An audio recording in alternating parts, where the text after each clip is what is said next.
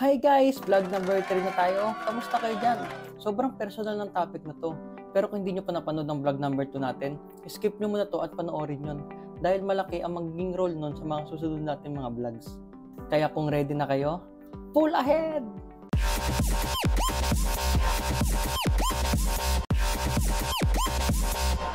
Like and subscribe. Ang topic na to ang na-skip ko nung nagsisimula pa lang ako mag-aral ng financial education. Dahil nag-jump to conclusion na kagad ako sa investing without knowing sa basics. At yan ang gusto kong maiwasan nyo. Today, pag-uusapan natin ang isang pinaka-importanting topic na para sa lahat. Lalo na sa ating mga OFW at seafarer na madalas binabaliwala ito, ang personal finance. Alam nyo ba, kahit hindi tayo milyonaryo, pwede pa rin tayo magkaroon ng financial freedom. So if you're ready to take control of your finances, keep watching. Number 1, know your income and expenses. Una sa lahat, bago tayo mag-set ng financial goals, kailangan nating malaman kung magkano ang pumapasok at lumalabas na pera sa'yo. Kasi walang ibang gagawa niyan kundi ikaw lang. Kaya nga personal finance Kasi too personal. Alam ko mahirap i-track ang mga gastusin.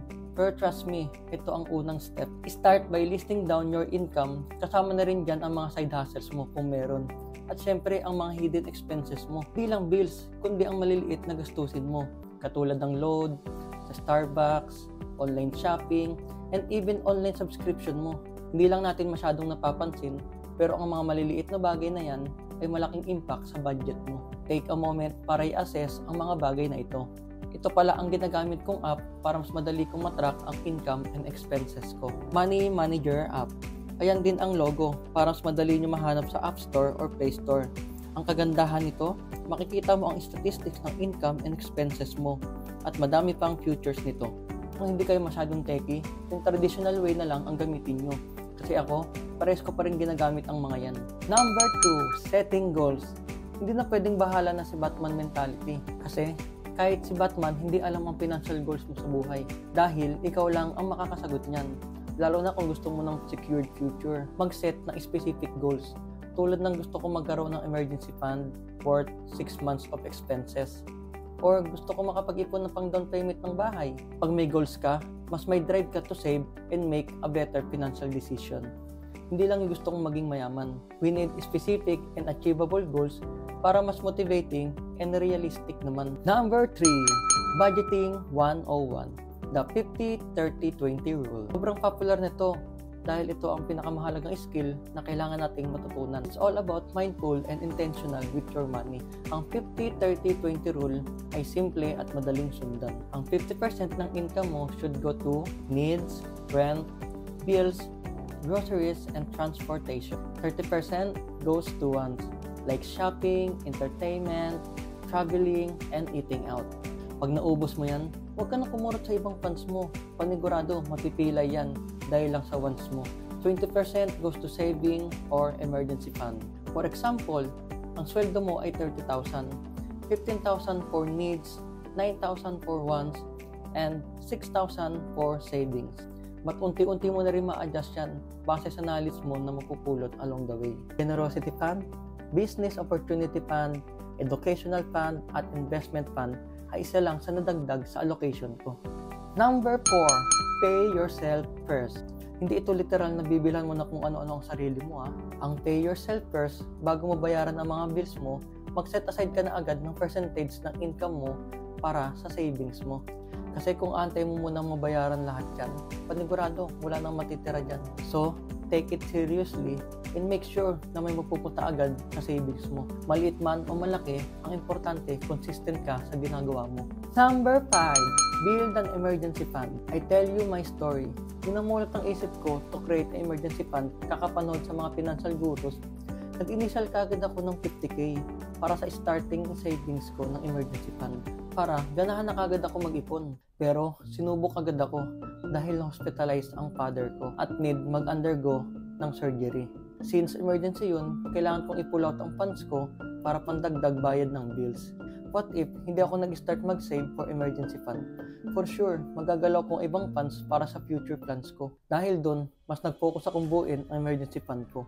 dahil matatag ang foundation mo pag meron ka nito. Last year ko lang din nabuo ang emergency fund ko, worth 1 year of expenditure. Almost 3 years din bago ko na-achieve yun. Ang suggestion ko, kung wala kang emergency fund, unahin mo muna to, at least 3 to 6 months of expenses mo. Mag-start ka ng 5K or kung magkano ang kaya mo. Huwag mong gawing dahilan na wala kang extra income. Maliit man o malaki, basta consistent and it will grow. Hindi naman to paunahan makabuo ng emergency fund.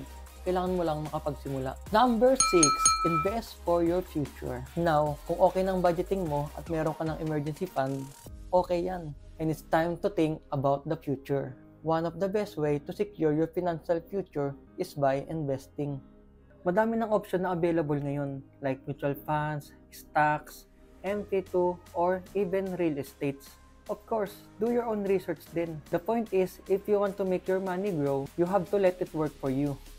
Hindi pwedeng isave mo lang sa bangko. Inflation can eat away its value. Gagawa din ako ng another vlog para dito, para ma-explain natin ng mas maayos. Number 7, avoid bad debt. One last thing, avoid bad debt. Mga high interest debt tulad ng credit card debt, so kung may utang ka, try to pay it off as soon as possible. Especially kung mataas ang interest rate, baka mas talong lumaki ang utang mo dahil sa mga charges nito. Kung kayang bayaran ng cash, mag-cash basis ka na lang. At least may peace of mind ka. Hindi ko sinabing masama ang credit card ha. Basta alam mo lang how it's work. May positive sides din yan, tulad ng pagtaas ng credit score mo, freebies, at exclusive offers sa mga card holders nito. Wala pa akong credit card, kaya hindi ko pa masyadong ma-elaborate sa inyo to. Just focus on paying bad debts first. Personal finance is all about being intentional with your money.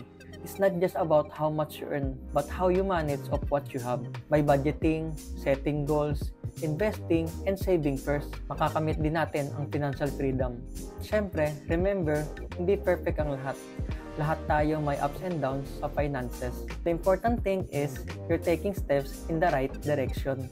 At huwag din natin kalimutan humingi ng gabay sa itaas sa lahat ng ating mga financial decision sa buhay. If you enjoyed this video, don't forget to like, comment, and subscribe.